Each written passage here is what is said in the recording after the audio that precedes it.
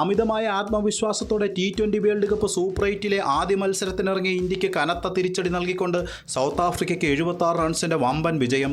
South Africa നേടിയ 187 എന്ന score പിന്തുടർന്ന ഇന്ത്യ 18.5 ഓവറിൽ വെറും 111 റൺസിന് ഓൾ ഔട്ടായാണ് നാണം കെട്ടത്. T20 വേൾഡ് കപ്പിൻ്റെ ചരിത്രത്തിൽ തന്നെ പരാജയമറിയാതെ 12 മത്സരങ്ങൾ പൂർത്തിയാക്കിയ റെക്കോർഡ് സ്വന്തമായിരുന്ന ഇന്ത്യയുടെ അൺബീറ്റൺ റൺ ഇതോടെ അവസാനിച്ചു. 63 റൺസ് പ്രകടനത്തോടെ തകർച്ചയിൽ നിന്നും ടീമിനെ രക്ഷിച്ച സൗത്ത് ആഫ്രിക്കൻ താരം ഡേവിഡ് മില്ലറാണ് പ്ലെയർ ഓഫ് ദ മാച്ച്. 90,954 കാണികൾ തിങ്ങി നിറഞ്ഞ അഹമ്മദാബാദിലെ നരേന്ദ്രമോദി സ്റ്റേഡിയത്തിൽ ടോസ് നേടിയ സൗത്ത് ആഫ്രിക്ക ബാറ്റിംഗ് തിരഞ്ഞെടുക്കുകയായിരുന്നു. രണ്ടാം ഓവറിൽ തന്നെ ഡീകോക്കിനെ പുറത്താക്കി ബുംറ മികച്ച തുടക്കമാണ് ഇന്ത്യക്ക് നൽകിയത്. അടുത്ത ഓവറിൽ ക്യാപ്റ്റൻ മാർക്കത്തെ അഷ്ദീപ് പറഞ്ഞയച്ചതോടെ സൗത്ത് ആഫ്രിക്കയുടെ രണ്ടാം വിക്കറ്റും വീണു. നാലാം ഓവർ റിക്കിൾട്ടനെ ദുബൈയുടെ കയ്യിലെത്തിച്ച് ബുംറ മൂന്നാം സൗത്ത് ആഫ്രിക്കൻ ബാറ്ററെയും തിരിച്ചയച്ചു. തുടർന്ന് ഒത്തുചേർന്ന ബ്രെവിസ് മില്ലർ സഖ്യം ഉജ്ജ്വലമായി തിരിച്ചടിച്ചതോടെ 12ാം ഓവറിൽ സൗത്ത് ആഫ്രിക്ക 100 കടന്ന് മുന്നേറി. 13ാം ഓവറിൽ ബ്രെവിസ് ദുബൈക്ക് മുമ്പിൽ കീഴടങ്ങുമ്പോൾ 29 പന്തിൽ 3 ഫോറും 3 സിക്സ് സഹിതം 45 റൺസ് നേടിയിരുന്നു. പിന്നാലെ 26 പന്തിൽ നിന്നും മില്ലർ 50 പൂർത്തിയാക്കി. 17ാം ഓവറിൽ വരുൺ ചക്രവർത്തിയാണ് മില്ലറെ മടക്കിയത്.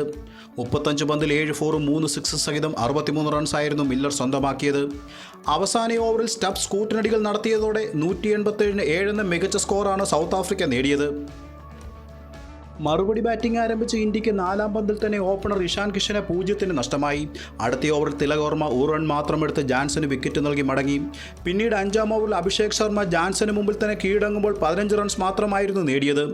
തുടർച്ചയായ 3 ഡക്കിന് ശേഷമായിരുന്നു അഭിഷേക് ശർമ്മ ഈ ലോകകപ്പിൽ റൺസ് നേടിയത്.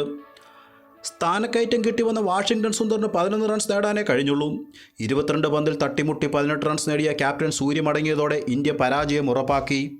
ഒരറ്റത്തു നിന്ന് ശിവൻ ദുബെ റൺസ് നേടാൻ ശ്രമിച്ചെങ്കിലും ഉത്തരവാദിത്തരഹിതമായി ബാറ്റ് വീശിയ മറ്റ് ബാറ്റർമാർ അനാവശ്യമായി വിക്കറ്റ് വലിച്ചെറിഞ്ഞ് വലിയ മാർജിനിലുള്ള തോൽവി വാങ്ങിവെച്ചു. ഒടുവിൽ 7 പന്തുകൾ ബാക്കി നിൽക്കെ ഇന്ത്യ 111 റൺസിൽ ഓൾ ഔട്ടായി. റൺസിൻ്റെ അടിസ്ഥാനത്തിൽ ഒരു T20 വേൾഡ് കപ്പിൽ ഇന്ത്യയുടെ ഏറ്റവും വലിയ പരാജയമായി ഇത് മാറി.